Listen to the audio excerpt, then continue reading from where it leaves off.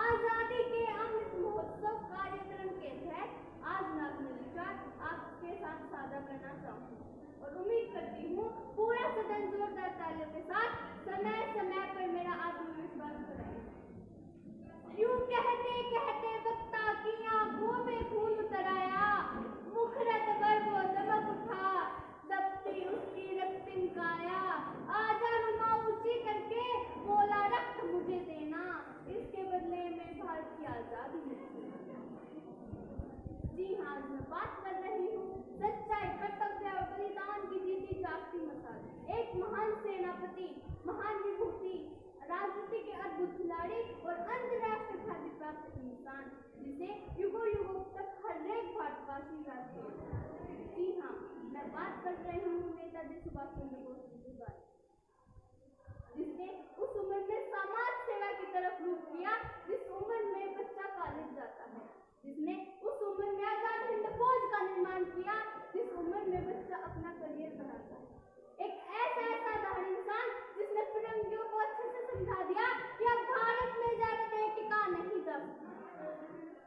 देश प्रेम की भावना से ओतप्रोत स्वामी विवेकानंद और चित्रंजन दास को अपना आदर्श मानने वाले नेता ने 23 जनवरी 1897 को उड़ीसा के कटक में जानकी दास जी के यहाँ जन्म लिया, जिसने भारत के युवाओं का प्रेरणा स्रोत बनकर हजारों युवाओं की लड़ाई लड़ने के लिए राष्ट्रवाद किया और इतने त्यागी और समर्पण इंसान कि अपने देश के लिए अपने अधिकारित्व को भी त्याग दिया, जिनके द्वारा दिया गया जय हिंद का नारा भारत का राष्ट्रीय नारा बन गया।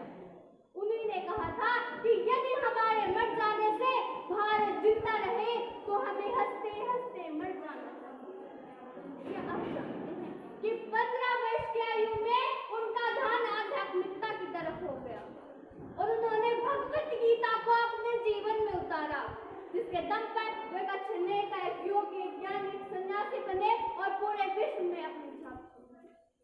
11 बार जेल जाने के बाद भी, अपनी परीक्षा में अच्छी श्रेणी लाने के बाद भी अपने पद से त्याग पतन दे दिया। क्या ये सरल था? नहीं, परंतु फिर भी उन्होंने ऐसा किया। अब सवाल ये उठता है कि अगर नेताजी सुभाष चंद्र बोस जी न होते तो क्या भारत आजाद हो पाता?